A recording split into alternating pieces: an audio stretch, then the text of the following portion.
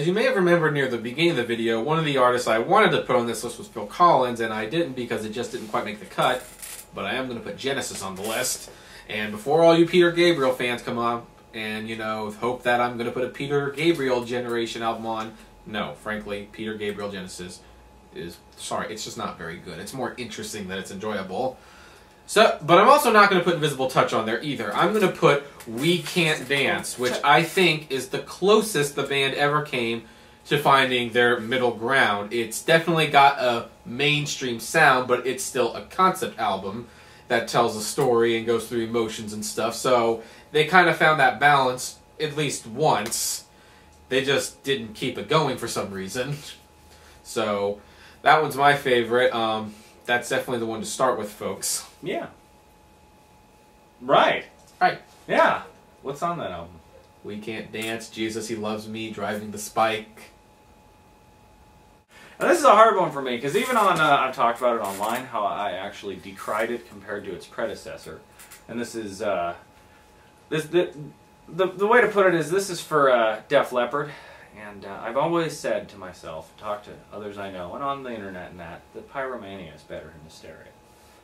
And it rocks harder, it's got Rock of Ages. But no, over listening to them over and over, I gotta put it number 3, Hysteria by Def Leppard. That is the most immaculately produced pop, rock, metal, almost album ever. It is so densely layered and perfectly created and so oddly proportioned, and the way that the guitar actually is in there with the overt drums and stuff. Every single song is good, especially Excitable, which is freaking awesome.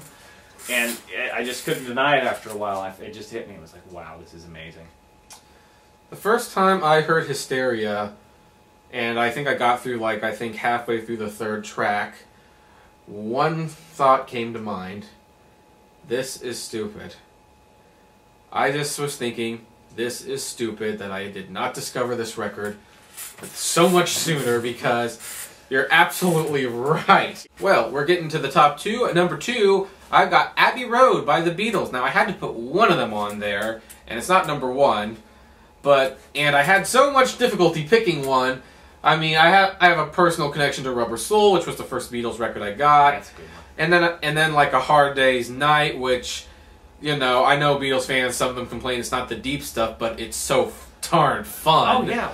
But I'm going to pick Abbey Road because it has a lot of fun, and it's probably their most solid effort, I'd say. They were, for some reason, the most focused during that one, it seems like. All the songs just kind of hit, even that little montage of randomness near the end, which somehow works. And it's got Maxwell Silverhammer. Yes, which is one of the more underrated Beatles song, although I'm more partial to the Octopus's Garden. Octopus's Garden, yeah, no, Abbey Road's a good one. Choosing your favorite Beatles album's hard, because they're almost all good. But I had to have one on there. It's like, that was like something like, there is no exception. I cannot justify, for example, putting this Tim McGraw album over Beatles album. I can't even justify putting a Beach Boys record on here above the Beatles. The Beatles had to be on the list somewhere. Well, yeah, that was what was hard for me when I was doing it, because it was like, I didn't put a Beatles album on mine. And I love the Beatles. I have every album. I have a whole bunch of the Stones album. I love them. I didn't put any of them on there. I just told that camera there, that space camera thingy, that I like Hysteria better than all the Beatles albums. And I don't know. It's a personal preference. It's almost what you're doing at this time. And you know what? I pulled that album out once a week, once every other week, and listened to it. And it's been a while since I've listened to a Beatles album, even though I love all of them. We're on number 2. Which, that was the one I scribbled on there because I realized I forgot it. And it's one album that I've always held as just about one of the most brilliant things ever created. It is 3 records originally, and it was created in 6 weeks. And it is a genre-hopping oddity. It is the, what do you call it? It's the White Album of punk music, essentially. And I don't have any punk music on here. They don't like new shit. But this is the Clash's Sandinista, it's called. I was, for a minute, really hoping it'd be George Harrison's All Things Must Pass, but I guess that was... Oh yeah, that's a 3 record. No, I like that one really quite a bit, but I didn't put that on. Now, the Clash's Sandinista, which starts off with... I think it came out in 1980. It starts off with what's pretty much a rap song, and it's this oddball assortment of just stuff they came up with, and it bounces off all the walls. It has pop music in there, and it's just I think it's 36 songs. And the second side is dubs and kind of some remixes and some random ass noises they made and stuff. But when you think of it, it's this blast of just creativity from 6 weeks to come up with 36 songs. And that is pretty impressive. Sandinista is just an excellent album. It is comparable, in my opinion, to the White Album. Now for my #1 pick, I'm going to be cliche. I'm sorry, folks. Sometimes cliche works. It's Michael Jackson's Thriller. And I don't even know if I even have to defend this thing anymore. It's the biggest thing in music ever, almost. And it almost eclipses genres and many artists and stuff. So it's... every track is solid, even the weakest track. And, yeah. And I'm not picking it just because Michael Jackson died. I literally have listened to this at least a couple times each year for 15 years of my life. It's pretty important, and it's big to the music industry. So, I don't know. Am I crazy? No, I mean, that's an understandable one. You are. It's a bit cliched, yeah, but what the hell? If it's that important, well, cliches don't matter. Yeah. Of course, since I picked something cliche, it's up to you to pick something completely out of left field. Oh, yeah. No, I'll definitely do that. My #1 album is Guns N' Roses' Chinese Democracy. No, it's not. That's a lie. Yeah, that would be a lie. That was actually one of the more disappointing things that came out last year. But anyway, it wasn't that good to put on there. My #1 album is a left field oddball one. And I almost put on my top 10 Meatloaf's Bat Outta Hell, which is an amazing album. But I didn't want to double dip here, and I didn't put #2 or 3 on there. Jim Steinman wrote Bat Outta Hell 1 and 2, and then some of the shit on 3. That one's kind of a cluster crap of things that doesn't really matter. But he released one solo album in the early 80s, I think 81, and it's called, Jim Steinman's his artist name, and the album's called Bad for Good.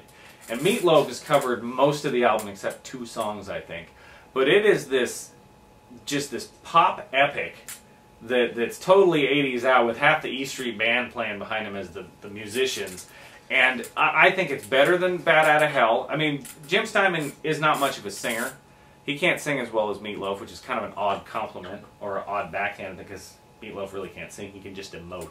Yeah. But I don't know. I love every song on that album, all the way up till the album kind of is oddly sequenced because it originally came with a 45, but the way it is on CD, it goes all the way to this epic Philharmonic New York Orchestra just thing he wrote with them, and it's this awesome orchestral piece, and then it goes into this final track, which is this kind of funky... Yeah, it goes to the disposable stuff. Well, it's an oddball thing before it goes into its big finale of Rock and Roll Dreams Come Through, and he's the kind of guy that loved cliches, and so it was just sort of this, all of his stuff's just kind of based on cliches, and then takes it to this absurd level of 7-minute songs that are these pop epics. Mm-hmm. And I do appreciate really good pop music. I mean... Yeah. So that one I realized my number. Well, I do like this album. I do think it had great songs and good melodies.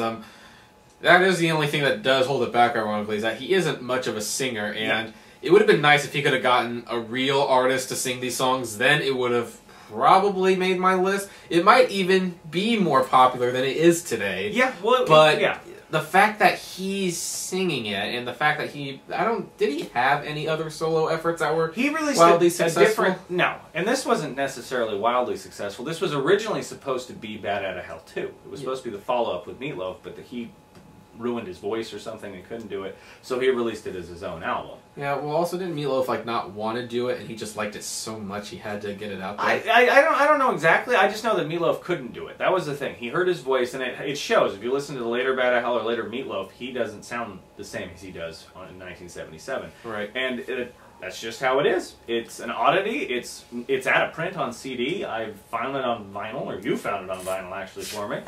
But yeah, it's I don't know why, it just ended up being my all-time favorite album. And it has a kick-ass cover, which is important. It does. So anyway, there's our little special. It has absolutely nothing to do with movies, but what the heck.